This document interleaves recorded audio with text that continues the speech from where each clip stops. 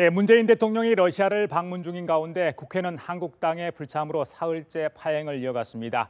금품 수수 의혹을 받는 바른정당 이해운 대표가 거취를 놓고 창고에 들어간 가운데 당내에서 사퇴론이 본물 터지듯 나오고 있습니다.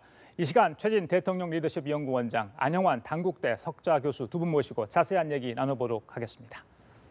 어서 오십시오.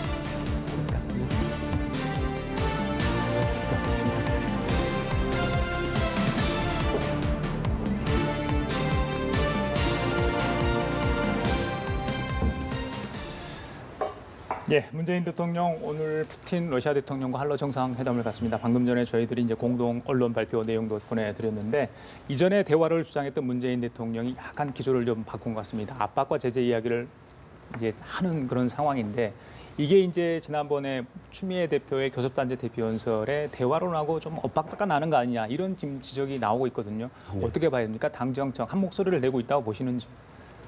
만약 그게 실제로 전혀 교감이 없이 다른 목소리를 낸다면 그건 상당히 문제가 좀 있다고 봅니다.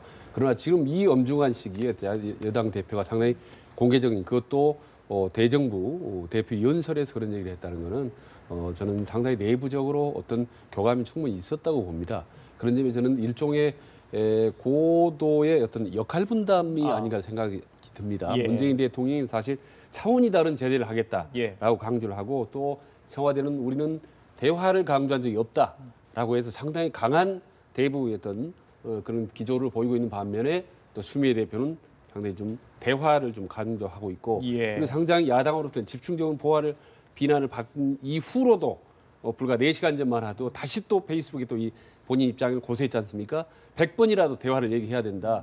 과거 김대중 대통령 1차 핵실험 직후에 계속 전국의 수훈회 연설을 하면서 대화를 강조했다라고 하면서 대화를 강조합니다. 그래서 청와대는 어떤 대북 강경 기조를 추미애 대통령이 어떤 대화를 하면서 일종의 그런 고도의 어떤 투트랙 전략을 구사하는 게 아닌가 그렇게 한번 분석을 해봅니다. 역할 분담 얘기를 하셨어요. 네. 예, 교수님 어떻게 보십니까?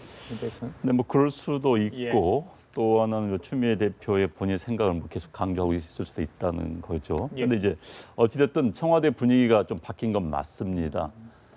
과거 이제 그 대화 반드시 뭐 남북 간의 핵 문제는 뭐 한반도 전쟁이 있어서는 안 된다는 전제 조건이라면은 평화적으로 해결될 수밖에 없는 거고 평화적 해결하기 위해서는 대화가 필요하다. 이건 원칙이 맞습니다. 그런데 이제 과거 그 대화의 순서가 어디에 있느냐, 방점이 어디에 있느냐 굉장히 미국 측이 주장한 거하고 우리 문재인 대통령의 주장이 좀 차이가 있었거든요. 미국 측은 압박과 제재를 통해서 북한이 비핵화에 동의하고 대화에 나와라.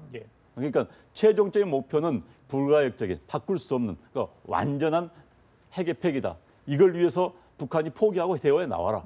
이런 식의 의미의 대화였고 우리는 그동안 이제 마치 뉘앙스 청와대는 그걸 부인하고 있습니다만은 그런 방법들을 논의하기 위해서 일단 대화를 하고 보자라는 식이었거든요. 그래서 이제 마치 우방국들에게 준 이미지는 한국은 무조건 아무런 대책 없이 대화만 하겠다는 거 아니냐라는 식의 오해를 받았기 때문에 지난번 트럼프 대통령의 트위터에 뭐 그런 이야기를 했었죠. 그러나 어찌됐든 지금 대화라는 것은 이제 완전 미국식이 말하는 대화, 완벽한 북핵 폐기를 위해서 북한이 제재와 압박을 받고 어쩔 수 없이 나올 수밖에 없고 그렇게 해서 북한이 나오는 그 대화를 이야기하는 것으로 정리가 된 것 같습니다. 물론 이게 언제 바뀔지는 모르겠습니다만 그렇기 때문에 지금 추미애 대표가 말하는 대화하고 좀 뉘앙스가 좀 차이가 있는 것이죠. 알겠습니다. 자, 김동철 국민의당 원내대표가 오늘 국회에서 대표 연설을 했습니다. 추미애 대표의 안보 인식과 관련해서 이야기를 했는데 내용 들어보고 이야기 나누도록 하겠습니다. 들려주시죠. 한반도는 이제 북한의 6차 핵실험으로 지금까지와는 전혀 다른 국면을 맞이하고 있습니다. 그럼에도 집권 여당의 추미애 대표는 교섭단체 대표연설에서 북한과의 대화를 12차례 언급했습니다. 게다가 김정은을 신세대라고 표현하기까지 했습니다. 여당 대표의 아니하기 짝이 없는 안보인식에 개탄을 금할 수 없습니다. 안보에는 다시도 만약도 없습니다. 문재인 대통령은 지금까지의 외교안보 정책이 실패했음을 인정하고 다시 출발해야 합니다. 재출발을 위해서 외교안보 라인을 군사안보 전문가로 전면 교체하고 대통령과 여야 대표 간 긴급 안보 대화를 개최할 것을 촉구합니다. 교수님, 김동철 원내대표는 아예 외교안보 정책 실패했다. 라인을 교체를 하라. 뭐 이렇게까지 이제 오늘 이야기를 한 것 같습니다. 어떻게 보세요? 그 강도에 대해서는. 예. 네, 굉장히 세게 이야기한 것 같습니다. 야당성을 보여주기 위한 뭐 그런 측면이 굉장히 있었다고 보고요. 예.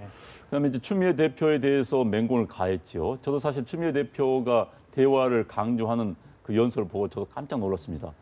아마 미리 써놨는데 북한 핵 사건이 터진 것을 고려하지 않고 그걸 고치지 않고 그냥 읽은 거 아니냐라는 그런 생각이 들 정도였습니다. 왜냐하면 지금 전 세계가 지금 난리가 났고 국내에서 난리가 났는데 마치 대화를 12번이나 열치다 보니까는 좀 고쳐야 되는 고친 거 아니냐는 생각도 들 정도로 굉장히 좀 현재 분위기하고는 어긋나는 그런 느낌이 있었기 때문에 아마 그걸 굉장히 강조를 하고 공격을 했습니다. 그런데 어찌됐든 지금 이제 이 정부가 출범한 지 4개월밖에 안 됐지만은 이 정부의 본의와는 상관이 없이 어찌됐든 계속 북한 관련 문제가 터지고 있고요. 지금 그래서 여러 가지 비판을 받고 있기 때문에 뭐 야당 김동실 원내대표가 바꾸라 해서 바꾸겠습니다만은 야당이니까 해보는 소일 수도 있고요. 또 하나는 이제 이런 측면이 있죠.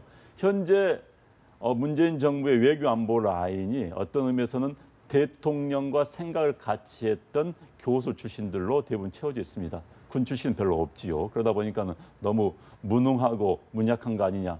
그리고 뭐 우리가 영어로 뭐 wishful thinking 하니까 소망적 사고, 북한과 대화하면 다 잘 될 것이 이런 소망적 사고에 사로잡힌 그런 사람들은 아니냐. 또는 뭐 2000년 또는 2007년이죠. 2007년 남북 정상회담 하던 때의 상황에 사로잡혀서 그 후로 북한은 완전 게임 체인저입니다. 핵을 소형화시켰고 미국과의 나를 보내서는 ICBM을 만들었기 때문에 상황이 완전히 바뀌었는데 그때씩 사고를 하고 있던 그 담당자들이 지금도 북한 문제를 다루고 있는 거 아니냐. 이런 의미에서 공격이 아니었나 싶습니다.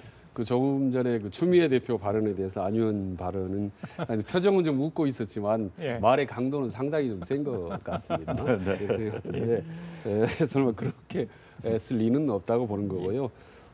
김동철 원내대표의 이런 대북 정책 실패는 문재인 정부가 지금 출범한 지 4개월밖에 되지 않은 상황, 거기다 지금 남북한의 어지러운 이런 상황이 위기 상황이 지속되고 있는데 실패라고 단정하는 건 너무 좀 이르다는 거고, 전반적으로 전형적인 야당 대표의 그런 그 기존의 연설 그런 패턴이 보이고 있다고 보는 겁니다. 그래서 이제 민주당은 공식적으로 논평이 정부에 대해서 너무 비판 일변도였다라고 이제 논평을 냈고, 바른정당이나 자유한국당은 이제 뭐 시원하다, 공감하다 이런 동의를 냈는데, 조금 전에 약간 이제 대안도 있었지만은 좀 더 실질적인 대안을 좀 내놓았으면 어떻을까 하는 생각이 듭니다. 아시다시피 국민의당에는 박지원 전 대표 같은 DJ 햇볕 정책을 계승한 그 정동영이라든지 말이죠. 그런 햇볕 정책 전문가들이 많은데, 대북정책 전문가들이 상당히 좀 현 정부가 들어도 바로 그렇구나라고 좀 뭔가 좀 실질적인 현실적인 그런 대안을 제시했으면 더 좋았을 텐데 하는 좀 아쉬움이 듭니다. 알겠습니다. 자, 국회의 한쪽은 하지만 텅 비어 있습니다. 자, 자유한국당 사흘째 지금 정기국회에서를 보이콧하고 있습니다. 물론 외교안보 관련 상임위는 지금 참석을 하고 있습니다. 자, 시기적으로 물론 안보 위기 상황이어서 어떤 뭐 비난의 목소리도 많이 나오고 있는 상황인데, 현재의 어떤 정기국회 파행의 모습, 정우택 원내대표, 우원식 원내대표 이 얘기를 듣고 이야기를 나눠보도록 하겠습니다. 들려주시죠. 네, 어제 우리 자유한국당 의원들과 청와대를 방문했습니다. 대통령이 면담을 하시고, 소위 뭐 밤샘 토론까지는 아니더라도 공영방송 장악의 의지가 전혀 없다는 해명, 이런 것이 있었으면 보다 이 전국을 풀어가는데 큰 역할을 했을 텐데, 역시 보여주기식 소통과 또 연출된 소통의 연장선상에서 그러한 것이 이루어지지 못했다는 데 대해서 대단히 유감스럽다는 점을 다시 한번 분명히 밝힙니다. 자유한국당은 명분 없는 국회 가출을 당장 중단하고 즉각 국회에 복귀해야 합니다. 이미 김장겸 사장이 고용노동부에 자진 출석해 조사까지 받은 마당에 자유한국당의 국회 보이콧은 아무런 명분이 없습니다. 이것은 삼척동자도 다 알만한 일입니다. 국민의 인내심이 바닥나기 전에 조속히 국회로 돌아와서 제1야당으로서 국가 안보와 민생 위기 해소에 앞장서 줄 것을 당부합니다. 예, 자유한국당 국회에 일단 불참하는 상황인데 북핵 대응 특위를 구성했어요. 그리고 오늘은 이제 군부대를 방문하면서 안보 정당의 어떤 모습을 이렇게 강조했습니다. 그런데도 불구하고 이제 방금 우원식 원내대표 얘기처럼 빨리 들어와라. 명분이 사라졌다. MBC 사장도 조사를 받고 돌아갔는데 왜 돌아오지 않느냐. 지금 이렇게 주장을 하고 있거든요. 곧 돌아가겠죠. 그 오래 거기는 버틸 수가 예. 없습니다. 사실 정기국회는 야당들의 장입니다.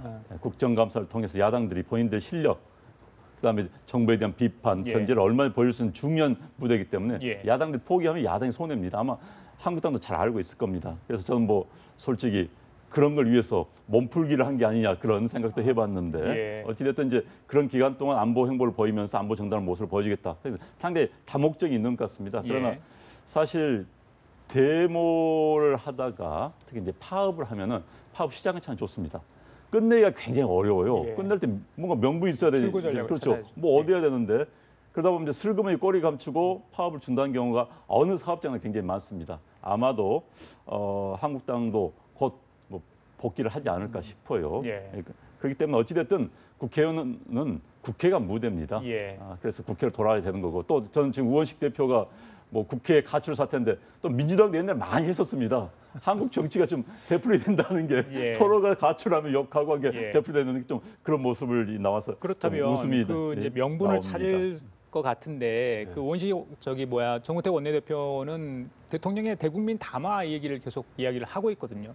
그럼 담화를 하고 나서 돌아오겠다는 이야기입니까? 어떻게 봐야 돼요? 그 부분에 대해서. 그러니까 담화를 계기로 돌아올 수 있고요. 또 하나는 예. 이제 홍준표 대표가 얘기했다시피 대통령이 이제 외유 기간 동안에는 또 장외 투쟁은 장외투쟁 하지 하지 않겠다라고 않겠다. 예. 그랬는데 이번 이제 지금 러시아 말고 또 이제 9월 말에 대통령 저 뉴욕을 가지 않습니까? 예, 예. 유엔 총회가 있죠. 예. 유엔 총회 때 그때를 계기로 좀 돌아올 수 있는데 지금 보면 상당히 여러 가지 행동들이 좀 모순적이에요. 보면 자유한국당이 지금 안보 정당을 유일한 기치로 지금 강하게 내세우고 있는데 남북 위기 속에서 장외 투쟁을 하고 그런 와중에 또 군부대를 방문하고 두 가지가 지금 상당히 이 이율 배반적인 거거든요. 그래서 그만큼 지금 자유한국당에 처한 상황이 예. 지금 사실 애매모호한 입장입니다. 예. 사실 그래서 지금 더구나 지지도가 계속 지금 뭐 10% 미만, 심지어는 5% 미만 떨어진 상태에서 예. 제일 자유한국당이 걱정한 거는 아마도 존재감일 겁니다.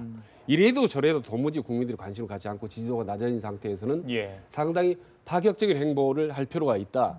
무리를 감수할 필요가 있다. 그게 이제 장외투쟁 형식으로 나타났다고 봅니다. 예. 근데 아시다시피 장외투쟁이라는 것이 나갈 때는 쉬워도 들어올 때는 어렵거든요.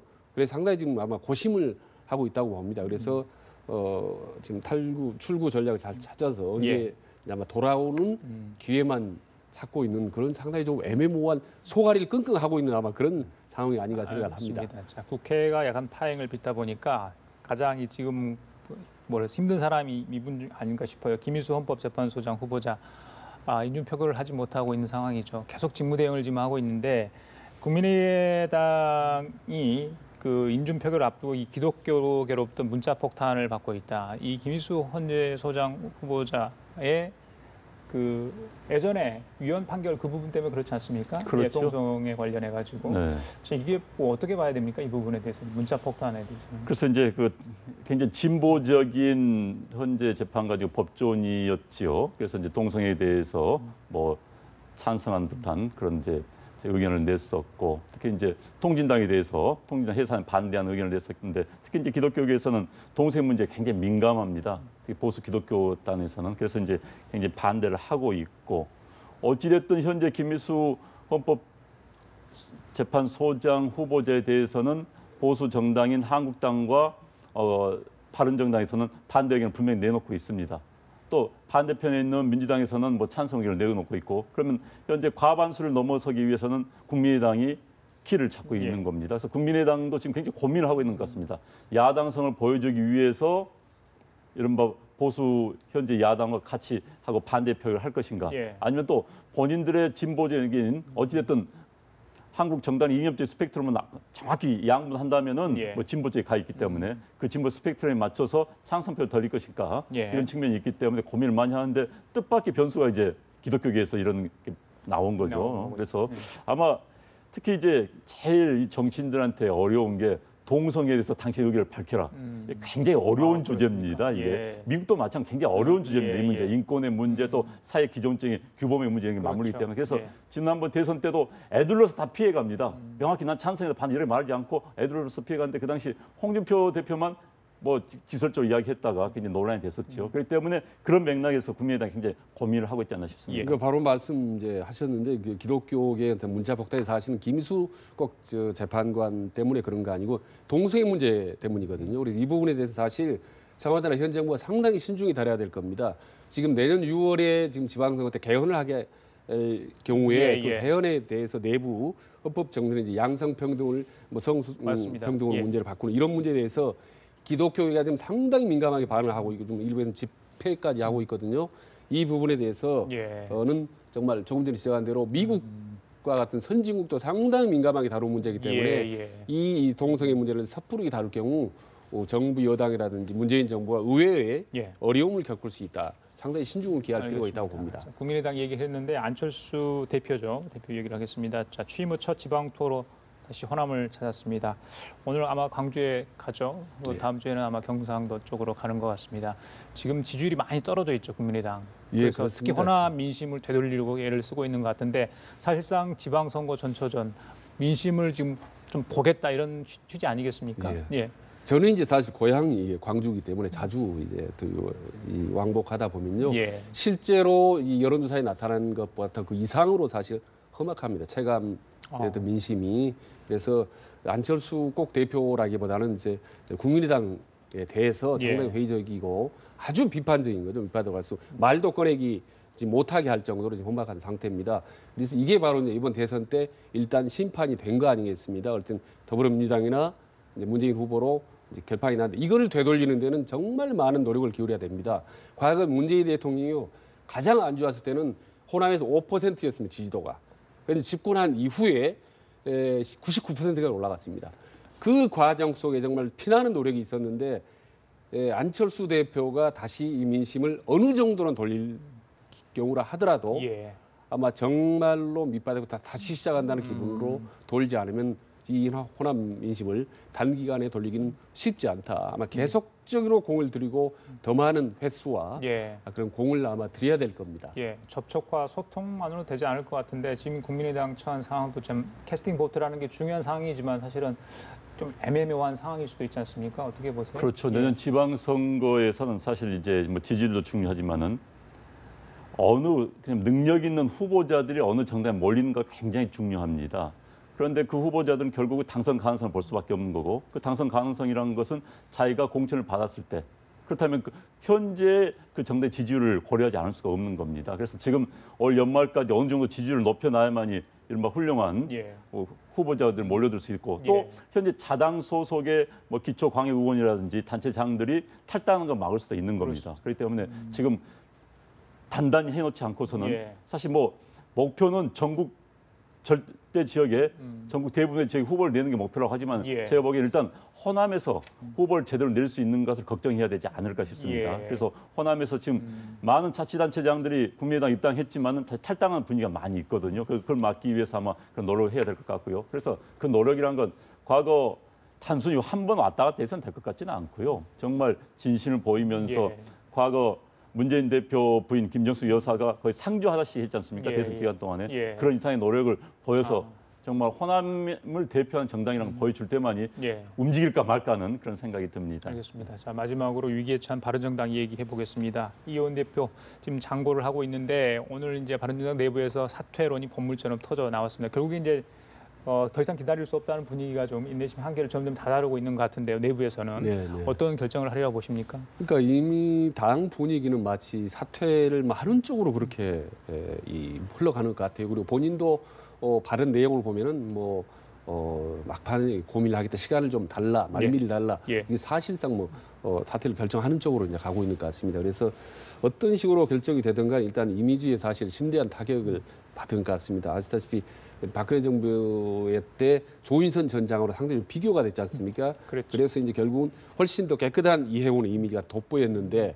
거기다가 힘겹게 된 천신만고 끝에 당 대표가 됐지 않습니까? 이게 직접 선거로 오는데 이런 불미스러운 사건이 휘말리기 때문에 아마도 사퇴가 불가피하지 않을까. 다만 지금 적절한 타이밍에 지금 워낙 북핵 위기가 심각하기 때문에 이 상황 속에서 어떤 멘트로 해야지 자칫하면 모든 잘못을 인정하는 결과가 돼버리거든요. 본인의 그렇기 때문에 어느 시점에 어떤 얘기를 할 건지 아마 하루하루 아마 잠 못 이루면서 고민을 할 것 같습니다. 너무 늦으면 실기할 수도 있지 않을까 싶은데 어떻게 보세요, 교수님 생각? 네, 뭐 비슷한 이야기입니다. 사실 이제 당 대표적 두 가지 생각이 맞물리겠지요. 당을 위한 생각과 또 본인에 대한 생각. 뭐 당을 뭐 위한다면은 좀 빨리 내려오는 것은 방법일 거고 또 빨리 내려왔을 때 마치 또 본인이 그럼 뭐 본인 유죄를 인정하는 거 아니냐라는 그런 시선도 의식하지 않을 수가 없을 겁니다. 또 검찰 조사를 받을 때 과연 당대표직을 가지고 받는 게 낫겠느냐? 그냥 평의원 신분으로 받는 게 나을 것인가? 이건 여러 가지 계산을 할 수밖에 없겠죠. 그런데 지금 당내 분위기는 사실 뭐 당대표 연설도 지금 원내대표 하는 식이고 지금 모든 메시지가 이혜원 대표의 메시지 거의 나오지 않고 있습니다. 본인이 집거 중이기 때문에 그렇기도 하겠지만 여러 고민을 하고 있고 곧 뭐 결정을 내리지 않을까 싶습니다. 아마 그 거취를 표명한 이후에 이제 바른정당이 어떤 모습일까? 물론 이제 비상대책이 꾸려질 것으로 예상이 되는데 과연 그 키를 누가 이제 쥐고 갈 것인가? 유승민 의원 얘기가 가장 많이 나오는 것 같습니다. 그 대선 후보였는데 만약에 유승민 의원이 또다시 뭐 다른 전당대회를 통해서 대표가 될 가능성도 있지 않습니까? 그런 상황이 벌어지면 바른정당의 모습 또 다른 당이 바라보는 모습 어떻게 좀 보여질까요? 이후에 글쎄 지금 바른정당 당헌 단계를 정확히 모르겠습니다만은 통상적으로 당 대표가 물러서면 지난번에 제 2위였던 차 득표자인 하태경 최고위원이 올라올 수도 있는 거고요. 제가 그 자세는 뭐 모르겠습니다만 아니면 이제 다시 전당대회를 열어서 고리 시에는 다시 열 수 있는 방법도 있고 아니면 비대위 체제. 비대위 체제로 가서 비대위원장을 열어서 한 1년 동안 하면서 내년 지방선거까지 치르는 그런 방법이 있을 겁니다. 그런데 이제 지금 당장 바른정당 같은 경우는 본인들의 이 구심력보다 원심력, 그러니까 바른정당을 쪼개려는 또 빼내가려는 그 원심력을 막는 게 굉장히 중요할 겁니다.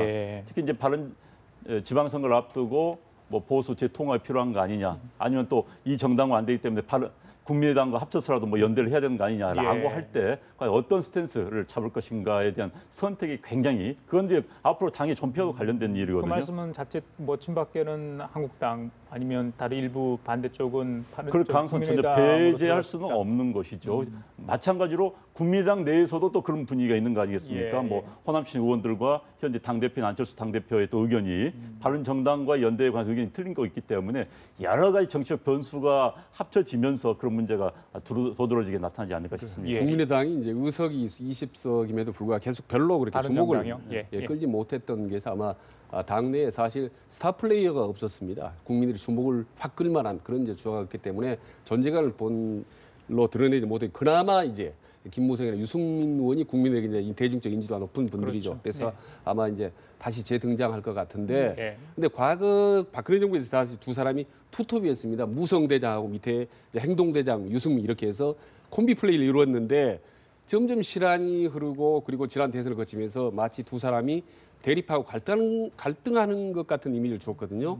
근데 이번에 다시 재등장할 때 두 사람이 어떤 역할을 하느냐에 따라서 바른정당이 좀 더 위로 올라가느냐 아니면 계속 이 상태에서 머무느냐의 중요한 관건이라고 봅니다. 그래서 두 사람 중에 어느 한 사람이 전면에 나서도록 말하자면 당 대표를 맡더라 하더라도 두 사람이 어떤가 뭔가 공감대 속에 상당히 충분한 대화와 합의 속에 등장을 해야지 또다시 경쟁 속에 어느 한쪽이 올라오고 한 사람 밀려가는 이런 모양새를 띈다면 계속 바른정당은 위치는 어려울 수밖에 없다고 봅니다. 알겠습니다. 자, 지금까지 최진 대통령 리더십 연구원장 안영환 단국대 석좌 교수 두 분과 얘기 나눠봤습니다. 말씀 잘 들었습니다.